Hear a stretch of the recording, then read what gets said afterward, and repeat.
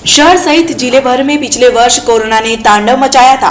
Corona संक्रमण से ग्रस्त होकर कई लोगों ने अपनी जिंदगी की जंग हारी थी।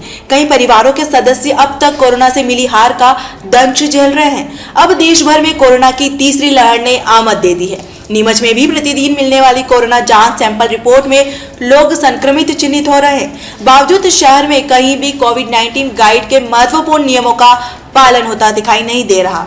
लोग बिना मास्क के बाजारों में आवाजाही कर रहे हैं। दुकानदार भी मास्क सहित शारीरिक दूरी का नियमों का ग्राहकों से पालन नहीं करवा पा रहे हैं। यही कारण है कि अब नगर पालिका व पुलिस प्रशासन ने मोर्चा संभाल लिया।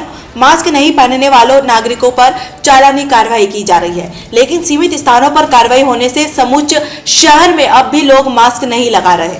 वहीं कंटेनमेंट जोन बनाने के नाम पर भी प्रशासन सिर्फ खानापूर्ति कर रहा है। जहां कंटेनमेंट बनाए जा रहे हैं वहां किसी कर्मचारी की तैनाती भी नहीं की जा रही।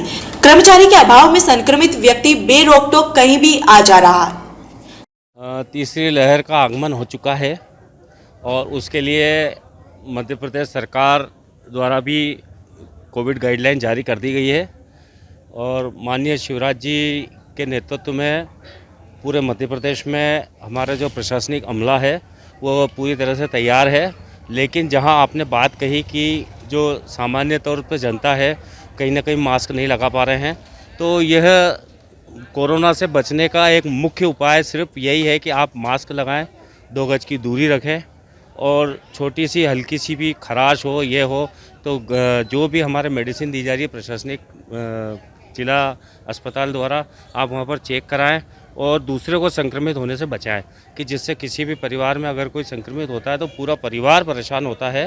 तो हम इन चीज़ों को बिल्कुल ध्यान में रखें, मास्क अवश्य लगाएं और जहाँ तक हो कि भीड़ भाड़ से बचें और अपने जितना काम हो उतने काम के लिए अपन बाज़ार में निकले, अन्यथा अपने काम घर पर ही रहे। प्रशासन द्वारा रोको टोको अभियान नहीं चलाया गया मास्क को लेकर, क्या कहना? नहीं, बिल्कुल रोको टोको अभियान चलाया है। अभी मेरे एक संज्ञान में आया था, जैसे हमारे जो ट्रैफिक इंचार्ज हैं मोहन जी बरावत जी, उनके द्वारा अभी अपने चौकन्ना बालाजी के यहाँ पर भी रोको टोको अभियान हुआ था और इनके द्वारा और जैसे हमारी जो संस्थाएं हैं सामाजिक संस्थाएं, कुछ संस्थाओं ने भी किया था। अभी धीरे धीरे सबको रूटीन में आ रहा है। अब ये एक तरह से कोरोना तो ये समझो कि हर वर्ष का एक मामला हो गया है, तो इसमें अगर हमको बचना है तो कोई रोको टोको अभियान, मैं कहता हूँ कि कोई रोके उससे पहले, कोई टोके उससे पहले ही अपने को ये जानना चाहिए कि हमारा शरीर स्वस्थ रहेगा तो हमारा परिवार स्वस्थ रहेगा।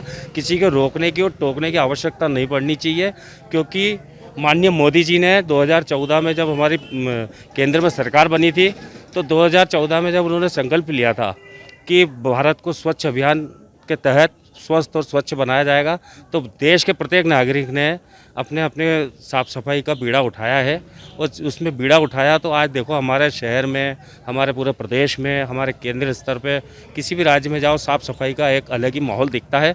तो ये आम जनता को खुद को समझना पड़ेगा कि हमें कोई रोके और टोकने से मतलब नहीं है, हमें खुद को समझना है, हमें मास्क लगाना आवश्यक है, तभी इस बीमारी से निजात पा पाएंगे। नीमच से आसिफ अली की ये रिपोर्ट।